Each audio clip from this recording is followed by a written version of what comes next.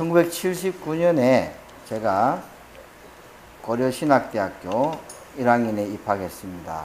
그리고 그해 9월 달에 유의신 선생님이라는 분을 만났습니다. 나중에 목사님 되셨는데요. 그 선생님, 목사님을 뵙고 지금까지 약 39년째 이렇게 저렇게 교제를 하고 있습니다. 선생님은 그대로 있는 것 같은데 저는 어연 백발이 다 돼가는 할아버지급이 됐습니다. 부산에 또 한국에 방문할 때마다 먼저 연락드리고 제가 시간이 되고 형편이 되면 식사라도 한번 대접해 드리려고 애를 쓰는데 제가 식사 대접한 건 한 번밖에 없고요. 늘 제가 대접을 받고 또 오늘도 귀한 믿음찬 교회에 초대해 주셔서 이렇게 말씀을 전가하게 됩니다. 사람이 태어나면 부산에 와서 살아야 되는 이유가 세 가지 있는데 혹시 아십니까? 제가 한번 써먹은 것 같은데 잊어버리신 것 같은데 사람이 나면 부산에 와서 살아야 되는 이유가 세 가지입니다. 첫 번째가 뭔지 아시겠습니까? 다 같이 시작. 여러분들이 부산에 사시잖아요. 그리고 믿음찬 교회에 출석하시잖아요. 우리끼리 하는 이야기이기 때문에 무슨 이야기든지 다 하셔도 됩니다. 사람이 태어나면 부산에 와서 살아야 되는 이유가 세 가지인데 첫 번째는 따라합시다. 믿음찬 교회가 있습니다. 크게 하세요. 우리끼리 하는 이야기이기 때문에 제가 가는 데마다 이런 이야기 합니다. 믿음찬 교회가 있습니다. 믿음찬 교회가 있습니다. 두 번째는 뭡니까? 어느 교회 갔더니 뭐 이야기 하시는데 장로님 말씀처럼 성도들이 있습니다. 그래요. 그래서 제가 눈치를 보니까 목사님이 계십니다를 앞세우면 두 사람이 입이 삐죽삐죽거리는 것 같아서 제가 답을 바꿨습니다. 그래서 믿음찬 교회가 있고 성도님들이 계십니다. 두 번째 답이 뭐라고요? 다 같이 합시다. 시작. 어느 성도에? 애강교회? 믿음찬 교회 성도님들이 계십니다. 성도님들이 계십니다. 그럼 세 번째 이유가 뭡니까? 목사님이 계십니다. 최태영 목사요? 어느 목사님? 유의신 목사님이 있습니다. 시작. 유의신 목사님이 계십니다. 그래도 여러분들은 수준이 굉장히 높습니다. 어디 갔더니 목사님이 계십니다. 있습니다. 하니까 똑같이 있습니다. 그래. 그래서 눈치가 있어야 법원사에 가도 새우젓 얻어먹는다고 제가 있습니다. 하지만 여러분들은 계십니다. 해야죠. 그러니까.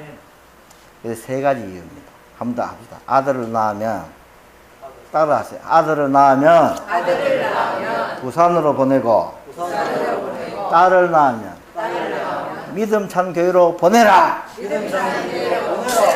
그러면 여러분들이 다 교육시키고, 다 인간 만들고, 의미 없는 일에는 절대 안 하는 세대가 밀레니엄 제너레이션이라고 해요. 1985년, 84년부터 한 2000년, 34, 5부터 한 16, 17까지는 절대로 안 합니다.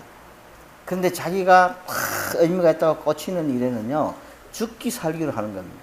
밤새도록 PC방에서 게임하는 아들을 아버지가 잡으러 갔어요. 40후반, 50초반에. 잡아서 땡기려고 탁 보니까 애가 너무너무 행복한 표정으로 탁 하는 거예요. 마치 자기가 아파트 38평짜리 처음 샀을 때 그 기분보다 더 행복하게 하는 거 보고 차마 화를 못 내고 그냥 집에 돌아왔대요. 의미가 없기 때문에 교회가 젊은이들에게 의미 있는 하나님의 말씀 메시지를 전하지 못했기 때문에 그 전할 메시지가 없기 때문에 젊은이들이 잠깐 교회를 떠난 것처럼 보이지 그들에게 의미 있는 메시지가 전달되고 이 일이 복음 전거하는 예수 그리스도의 증인대로 살아가는 이 삶이 내 평생을 바쳐서 해야 될 의미 있는 일이라고 확인되면 다 따라가게 되어 있습니다. 제가 나이스크 월드 미션 국제 리더십 트레이닝 센터 원장입니다. 이름 길지요. NLTC 원장이에요. 굉장히 강하게 훈련시키고 막 그래요. 7월 30일부터 8월 1일까지 논산에 있는 건양대학교에서 600명이 등록했고, 우리 스텝이 36명, 그게 본부 그 지역에서 준비하시는 분들 10몇 명 해서 한 650명이 3박 4일 동안 꼬박 이 뜨거운 열사의 나라에서, 열받아 죽을 수도 있는 이 나라에서 꼬박 다른 모임에 가면 월화하고 저녁에 간식, 교회마다 간식 먹고 수요일 되면 그 수영장 그 놀이기구 이렇게 설치해가지고 마당에서 물놀이하고 그렇게 노는데, 여기는 왔더니 종일 예배 드리고 종일 성경 공부하고 또 밤에 또 집회하고, 집회 마치니까 조별로 나눠가지고 디사이플십 해가지고 너 왜 사냐, 너 뭐 때문에 사냐, 너 왜 아직도 꿈이 없냐, 돌아가면 이야기하고 막 개를 위해서 기도하고 새벽에 1시, 2시까지 막 기도하다가 5시 반 되면 들어 깨어가지고 6시 또 새벽 기도 드리고 이러는데, 그까지는 좋은데 수요일 날은 아침 한 그릇 먹여놓고는 오늘 점심을 넣고 전도하러 갈 거니까 많이 먹어라, 물 한 병 주고 끝. 전도 전략하고 가는데요, 그 뜨거운데 사람이 어디 있습니까? 논산시청 앞에, 역 앞에 사람이 없어요. 그러니까 얘들이 사람이 없으니까 집집마다 다 들어가는 거예요. 아파트 들어가니까 식당에 들어가가지고 카페에 들어가서 시키기도 하는데, 자기들이 나중에 간증하는데 쫓겨날 줄 알았는데 아무도 쫓아내는 사람이 없고, 이 뜨거운데 이게 무슨 일이냐, 앉아라, 물 주고. 10살짜리가 간증을 하는데요, 뭐라 해서 예수를 믿어야 됩니다 하니까 그 사람이 자꾸 질문하더래요. 그래, 그러면 어떻게 되냐, 그 다음에 어떻게 되냐, 그럼 죽으면 어떻게 되냐, 막 있는 거 없는 거 다 이야기 하니까, 사실 나도 오래 교회 다녔던 사람인데 뭐 때문에 삐쳐가지고 지금 교회를 10몇 년 동안 안 나가고 있는데, 너가 이 38도 39도 되는 이 날씨에 전도한다고 잘 알지도 못하면서 이렇게 다니는 거 보니까 파란 티셔츠 입고 가니까 그 입은 사람이 더 많지 전도할 사람이 없는 거예요, 길거리에. 막 그렇게 이제 살았는데, 그걸 하면서 그 학생이 국민학교 3학년이래요. 하는 말이, 교회를 다니려면 이렇게 다녀야 된다, 하려면 이렇게 해야 된대. 그래서 세게 훈련시키는 그걸 했더니 학생들이 눈빛이 달라지고 자기 인생의 비전을 찾고, 하나님이 자기에게 주시는 그 비전을 가지고 인생을 살겠다고 이제 결심하는 그런 일을 하다가 어제 감사예배 드리고 이렇게 찾아왔습니다. 저를 초대해 주셔서 감사드리고, 하나님의 은혜가 늘 우리 믿음찬 교회 위에 충만하시기를 주의 이름으로 축원합니다. 사도행전은요, 제가 퀴즈를 하나 내겠습니다. 우리가 신약 성경을 탁 펴면 제일 앞에 마태복음에 나옵니다. 여러분 잘 아시기 때문에 답이 필요 없을 것 같은데, 마태복음은 누가 기록했을까요? 마태복음 누가 기록했습니까? 마태가요. 예. 그럼 마가복음은 누가 기록했습니까? 마가.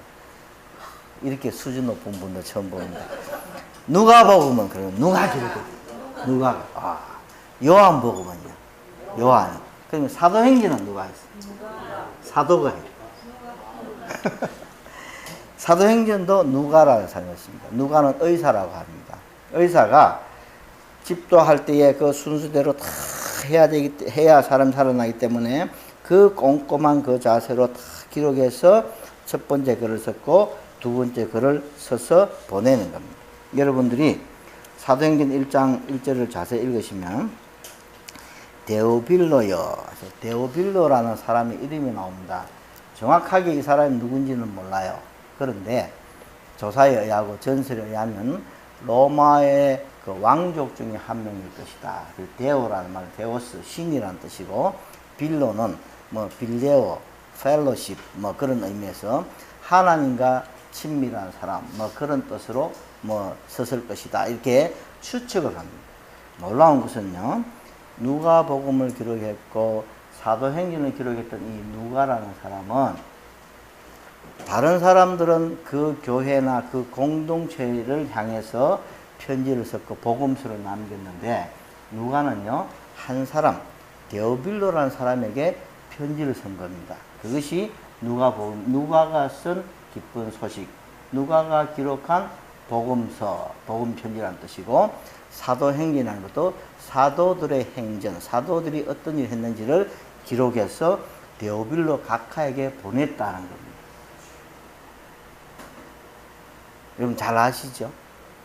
데오빌로에게 보냈다는 것. 한 사람에게 쓴 편지입니다. 근데 너무너무 거룩한 내용이기 때문에 그 사람이 교회에 공개를 했는지 이렇게 교회가 다 퍼져서 알게 되고 기록하고 오늘날 2000년까지 우리에게 전달된 책이 누가복음과 사도행전이라는 겁니다. 그래서 사도행전을 잘 이해하시려면 여러분은 제일 먼저 누가복음을 잘 읽으셔야 된다는 거예요. 사도행전에 그래서 우리가 도시 선교를 이야기합니다. 얼반 미션 이야기하는데 고려신학대학 고신대학교 선교학과 이병수 교수라는 분이 토론토에 왔어요. 그걸 만나서 한 일주일 동안 교제하면서 여행도 하고 이야기했는데 그분이 오랫동안 연구해서 강의 개설하는 과목이 다문화 선교와 도시 다문화와 도시 선교 이런 과목으로 강의를 한답니다. 그러면서 내용이 어떤 거냐 하니까 도시에 있는 빈민들, 가난한 사람들, 없는 사람들에게 집중을 하는 게 도시 선교라고 정의한대요. 그래서 제가 질문했습니다. 목사님, 토론토에 350만 명이 살고 주위에 열 몇 개 도시 다 합치면 600만 명이 왔다 갔다 하는데 6 밀리언 피플이 여기다가 살고 있는데 초점을 가난한 사람, 없는 사람, 난민들 이런 사람에 초점을 한다면 나머지 이 넓은 스펙트럼이 있는 대도시에서 나머지 사람은 어떻게 하느냐. 그 대도시 전도라는 게 제 도시 선교의 전략이 뭡니까? 그러니까 이분이 가만히 계세요. 저는 나이스크 월드 미션에서 똑같이 얼반 미션을 강조하고 주장하고 이론을 만들고 선포하는데 저는 도시에 있는 상층부 1% 모든 여론을 통제하고 여론을 주도해 나가는 오피니언 리더 그룹, 정치적인 지도자들, 그 경제적인 지도자, 그 사람들을 향해서 복음을 전거하는 그런 전략으로 가야 된다고 생각합니다. 그러려면 우리는 아주 스마트해야 되고 최소한 3개국 정도의 멀티랭귀지를 해야 되고 엄청나게 해박하면서 아주 깍듯하고 아주 젠틀하고 아주 신사적인 격에 맞는 그렇게 할 때에 그분들이 지금 우리가 하는 것보다는 더 많은 일들을 할 수 있다고 생각합니다. 그랬어요. 그랬더니 이분이 가만히 계시더니 말도 안 하고 그래서 저는 말을 못하는 줄 알았는데 나중에 설교하시는 거 보니까 막 완전히 불의 사자예요. 뭐 하시는 분인데 계시더니 한국 돌아가서 이메일이 왔는데 존경하는 최태영 목사님, 제가 목사님하고 이야기하다가 도시 선교에 대해서 한마디 들었을 때에 마치 벼락이 제 머리를 때린 같은 큰 충격을 받았습니다. 내가 17년을 연구하고 공부하고 강의했는데 모든 자료 다 접고 다시 도시 선교에 대한 전략을 짜고 이 이론을 만들어서 모든 이 넓은 스펙트럼, 부산에만 해도 뭐 300만, 350만 계시면 거기는 난민만 있는 게 아니고 도시 빈민만 있는 게 아니고 물론 그거 하지 말라는 거 아니에요. 그것도 해야 돼요. 그런데 그런 일을 열심히 했던 사람이 바로 그 사람 중에 한 사람이 저였습니다. 민중신학 이야기하고 민중과 함께 저 낮은 곳을 향하여 이야기했는데 그때 같이 활동하던 그런 동료나 선배나 후배들이 지금 제대로 교회 목회하는 분이 없어요. 사회 봉사활동 하는 것처럼 소셜워커처럼 동사무소에서 시청에 소속돼 가지고 100만원, 150만원 받는 그런 월급쟁이처럼 이렇게 관리하는 정도로 갚버리고 교회를 떠나가는 겁니다. 절대 그래서는 안 됩니다.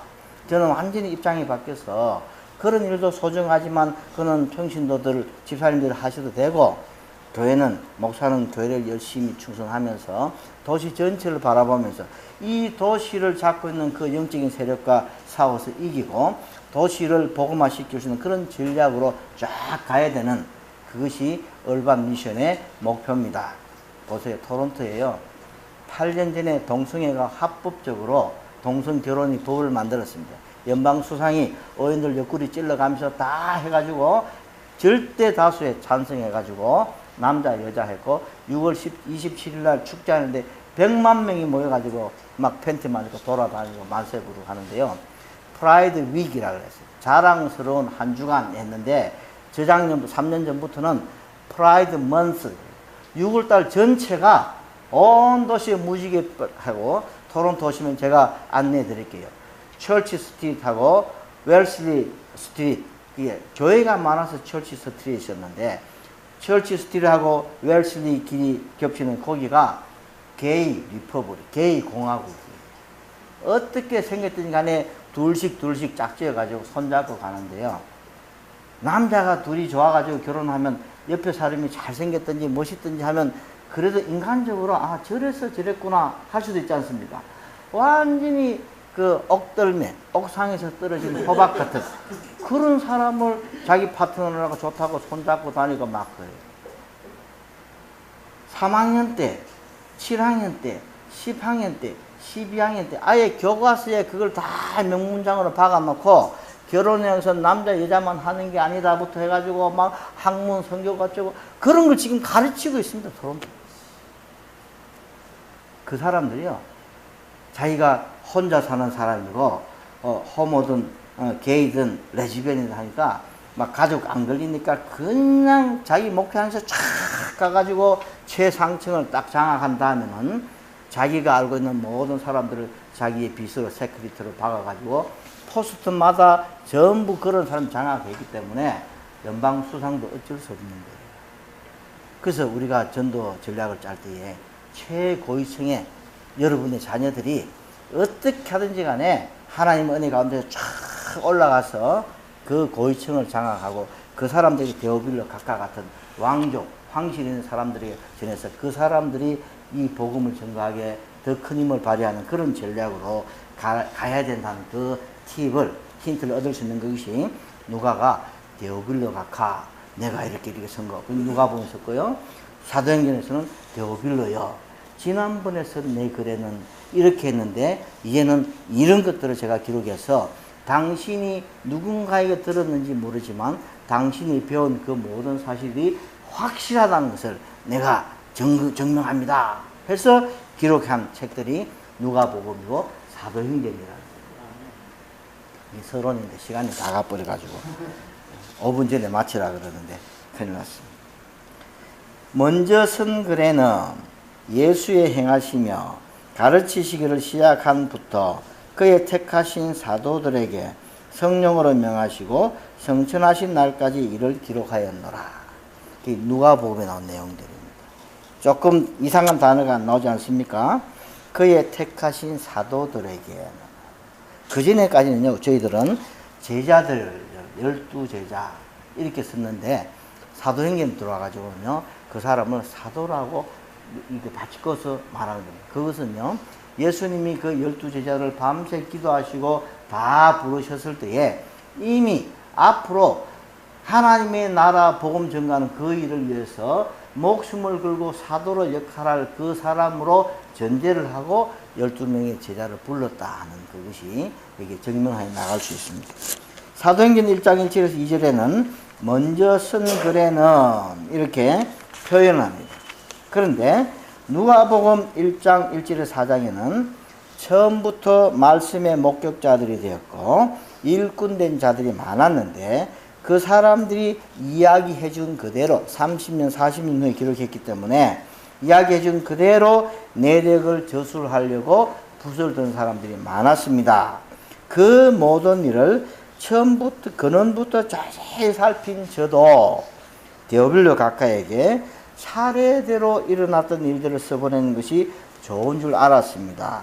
그래서 데오빌로 각하여 당신이 그 배운 바에 확실함을 알게 하기 위해서 제가 이 누가복음을 기록했습니다. 그래서 누가가 쓴 기쁨의 편지 이렇게 보냈다는 겁니다. 그러면 처음에 말씀드렸는데 사도행전을 읽으려면 누가복음을 자세히 읽으셔야 되고요.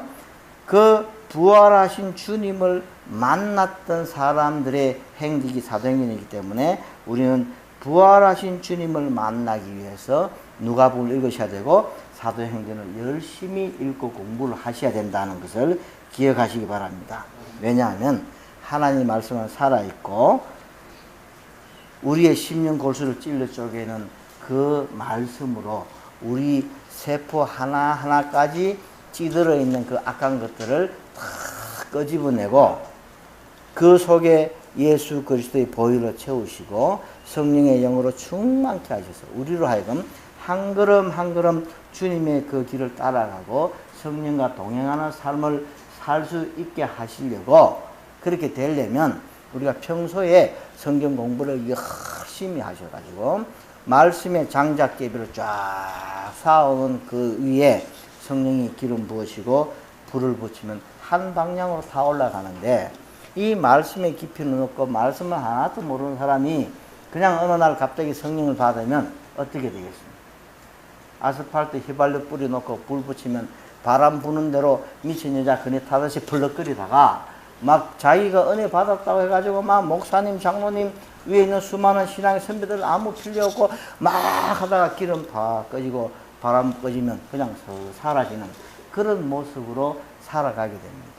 그렇게 해서 뭐 방언을 하고 뭐 어쩌고 저쩌고 한 그것을 성령 받은 체험하는 걸로 알고 있는데 그것은 일부분일 수는 있습니다. 그러나 저나 여러분은 열심히 성경 공부를 하시고 말씀의 장작이 쫙 쌓여져서 그 위에 때로는 거미줄도 치고 뭐 찌꺼기도 붓고 하지만 그런 것들이 많으면 많을수록 장작이 더 잘 탄다는 게 바베큐도 하고 캠프파이어 해보면요 다 알 수 있는 겁니다. 그래서 열심히 하셔야 되고 그 말씀이 현상으로 나타나고 형상화 될 때에 우리는 정말 하나님을 체험하는 그런 경험을 하게 된다. 기억하시기 바랍니다. 말씀을 듣는 가운데 교회에서 예배드린 가운데 하나님을 만나는 여러분 되시기 바랍니다. 성령의 은혜를 받고 그 체험이 있다 하더라도 저 멀리 산에 들어가서 들어가서 이렇게 하다가 직통 계시 받는 그런 것이 아니라 말씀이 있는 이 교회에서 말씀대로 공부하다가 성령이 체험해서 하나님을 만나고 하나님과 동행하는 여러분 되시기 바랍니다. 왜냐하면 말씀이라는 것은 잘 닦여진 고속도로 같은 거고 잘 닦여진 철로 같은 거에 그 위에 말씀을 실은 음악이 지나가는 것이 찬양이고요. 말씀의 길이 깔려지는 그 위에 성령이 임할 때 한결같이 같은 방향으로 안전하게 발을 그에 하나님 나라로 갈 수 있기 때문에 우리는 오늘도 또 오후에도 성경 공부하실 때 한 사람도 도망가지 말고 열심히 공부하고 언제까지? 주님이 오실 때까지 공부를 하는 여러분 다 되시기를 주님 축원합니다. 1장 3절에 해 받으신 후에 여기부터 이제 사도행전 시작이 돼요. 십자가에서 고난받고 돌아가신 겁니다. 저희에게 제자로 부르셨는데 이미 사도가 될 사람을 제자로 부르셨던 그 확실한 많은 증거로 친히 사심을 나타내서 부활하신 모습을 보이시고 40일 동안 의심하는 사람 다 찾아다니면서 만나게 해주시는 겁니다. 제일 첫 마디가 너희에게 평강이 있을지어다. 성령이 충만한 사람의 마음은 악한 마음일까요? 급한 마음일까요? 뭐 어떤 마음일까요? 평안한 마음입니다. 저 사람은 어떻게 살길래 이렇게 위급하고 이렇게 재난이 있고 이렇게 덥고 이렇게 어렵고 힘드는데도 성령이 충만한 사람들은 평안합니다. 내 평생에 가는 길 순탄하여 늘 강같은 길 때로는 큰 파도가 불러서 하지만은 내 영혼 평안해 이런 겁니다. 79년대에요. 칠포 앞바다에 봉사활동 갔습니다. 봉사활동 하는 틈에 누가 배를 태워줘가지고 다 가는데 배가 갑자기 고장이 나버렸습니다. 수영 잘하는 송길은 저 혼도 다 물에 들어가고 막 들어가는데 저는 수영을 못하기 때문에 재경이라는 여학생하고 둘이 앉아가지고 있는데 사모님이 기도를 하시면서 노래를 불러요. 주께서 내 길 예비하시는 이런 노래 막 겁이 나가지고 벌벌 떨고 대학교 1학년들이 떨고 있으니까 그런 노래 하시면서 평안하시다가 또 사모님이 튜브를 하나 구해서 한 짐이 한 셈이 싣고 딱 가는데 제가 그게 따라서 갈 거라고 근데 조금 있는데 물에 팍 들어갔다가 다 된 줄 알고 갔는데 물이 너무 깊어서 막 하다가 막 어프 하는 그 사건이 있었는데 그래서 칠포하면 어프 사건 해가지고 한세미는 만날 때마다 그 이야기를 해요. 그런데 성령이 임한 사람의 마음은 평안한 마음이라. 주님께서 우리에게 성령이 임하실 때 우리에게 평강의 마음을 주신다. 여러분에게 평안한 마음이, 평강이, 세상이 줄 수 없는 하나님이 주시는 평강이 차고 넘치시길 바랍니다. 그렇게 하려면 성령이 충만하셔야 돼요. 사도와 같이 모이는 거요, 교제하는 거예요. 커뮤니언, 우리가 홀리 커뮤니언에서 성찬식 나누는데 교제하는 겁니다. 펠로십이나 릴레이션십, 관계인데 좋은 말인데 너무 세속화된 것들이 많기 때문에 저희들은 커뮤니언이라는 단어를 쓰는데, 모일 때마다 식사를 합니다. 이 사람들은. 우리도 사람 모일 때 한번 모이자, 뭉치자 하면 모여가지고는 식사하든지 차를 마시는데, 하나님이 인간들과 모여주셔서 밥을 나누고 식사를 나누고 모인 그 자체가 어마어마한 큰 영광의 교제의 자리가 된다는 것을 기억하시고, 저희에게 분바에 가사르되 예루살렘을 떠나지 말고 내게 들은 바 아버지의 약속하신 것을 기다리라. 요한은 물로 세를 줬지만 몇 날 못 돼서 성령으로 세를 받으리라. 이렇게 말씀하셨다는 겁니다. 우리가 예수를 믿을 때에 또 제가 많은 내용인데 이제 잘라서 정리를 하겠습니다. 120명이 마가의 다락방에서 간절히 기도할 때에 성령이 임했다. 그렇게 알고 있습니다. 그래서 사도행전 2장부터 신약 시대의 교회가 탄생한 것으로 이야기를 합니다. 근데 죄송하지만 1장 후반절부터 이미 베드로가 중심이 되어서 공동의회를 하고 총회를 합니다. 우리가 이런 일이 있는데, 이러니까 저 한 사람은 가서 죽었고 이제 12명 중에서 한 사람은 채워야 되는데 누구를 하면 좋겠습니까? 우리가 알기는 예수님이 오신 날부터 가르치는 것부터 하나하나 다 그것을 보고 느끼고 만지고 맛보고 체험한 그 사람들 중에서 한 사람을 뽑아가지고 채우는 게 좋겠습니다. 그래서 우리가 제비를 뽑읍시다 해서 마띠아라는 사람을 뽑아가지고 12제자로 이렇게 꽉 채우는데, 완전한 숫자라는 그런 의미에 채우는 그런 의미인데, 이미 모여서 기도하고 회의를 다 하기 때문에 교회가 2장부터 시작한 게 아니고 1장에 이미 그 사람들이 모인 거고요. 120명 정도가 한 120명쯤 되더라. 그 사람이 그 유대인 회당을 만드는 기본 숫자다. 이렇게 학자들 이야기하는데, 그 사람들이 어떤 사람이냐면요, 절대로 어중이 떠중이 다 모인 게 아니에요. 모든 사람들이 70명도 있었고요. 한 500명이 되는 사람들에게 부활하신 주님이 나타나셨다. 바울이 이야기하지 않습니까? 그런데 따라가다가 흩어진 사람도 있지만 이 120명은 예수님이 나심부터 행하시는 모든 것들을 다 듣고 다 보고 다 배우고, 비록 잘 믿지 못하고 누가복음 24장에 엠마오로 가던 두 제자에게는 나타나서 모세의 글과 예언자들의 글과 시편에 나와 있는 그 내용 가운데서 그리스도에 가는 것 다 설명하면서 이 믿음이 없고 더디 믿는 자들아 야단치시면서, 왜 더디 믿느냐, 내가 말 다 했는데. 그리고 부활하신 주님이 옆에서 이야기해 주는데도 못 알아보고 있다가 저녁이 다 되고 자기는 집에 갈 때 됐으니까 가시죠. 억지로 식사하고 가십시오. 주무시고 가세요가 끌어가지고 앉혀놓고, 그러니까 이게 빵하고 그 포도주하고 이렇게 상을 차리니까 주님이 축사하실 때 떡을 때니 갑자기 이제 눈이 밝아져서 이분이 주님이구나 하는데 그 이상 주님이 안 계시는 거예요. 육신적인 인간의 모습을 한 예수는 더 이상 이들과 있을 이유가 없다. 너희들은 이미 나를 받고 많은 걸 배웠고 내 모든 것을 알았던 내 증인이다. 누가복음 22장에 이야기합니다. 그런 말씀이 충만하고 비록 확신은 없고 믿음이 없었지만 모든 것을 다 보고 배우고 한 그 사람들이 약속한 것을 기다리라 하는 그 말씀을 믿고 믿음으로 그냥 기다리는 것이 아니고 기도하면서 간절하게 기다립니다.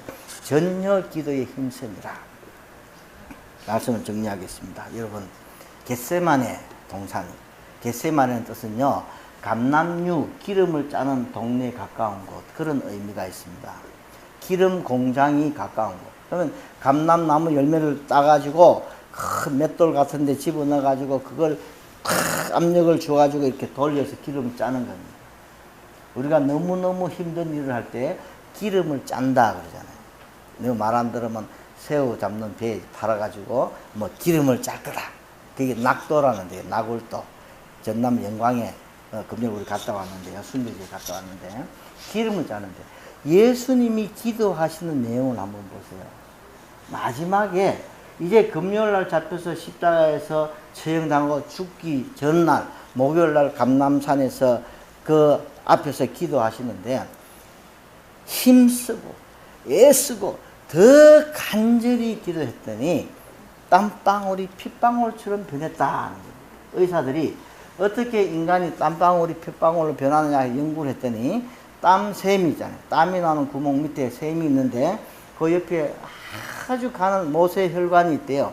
그 작은 핏줄이 사람이 극도로 스트레스를 받고 막 신경을 쓰고 막 하면 땀샘, 샘 있는 그 주위에 있는 그 작은 그 모세혈관이 핏줄이 터진답니다.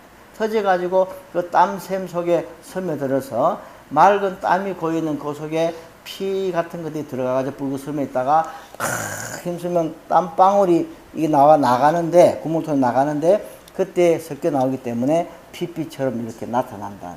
얼마나 기름을 짜듯이 짜고 간절히 기도했으면 모세혈관 다 터져가지고 땀방울 통해서 구멍을 해서 땀이 이렇게 나오는데 피같이 땀방울이 핏방울처럼 떨어지더라 하는 것을 제자들이 봤다는 거지 않습니까? 그렇게 간절하게 기도할 때에 이미 말씀에 충만하고 공부를 하신 여러분들에게 우리 주님의 성령으로 충만케 해주신다는 거예요. 그럴 때에 우리는 권능을 받게 되고 예수 그리스도의 증인으로 살아가게 된다는 사실입니다.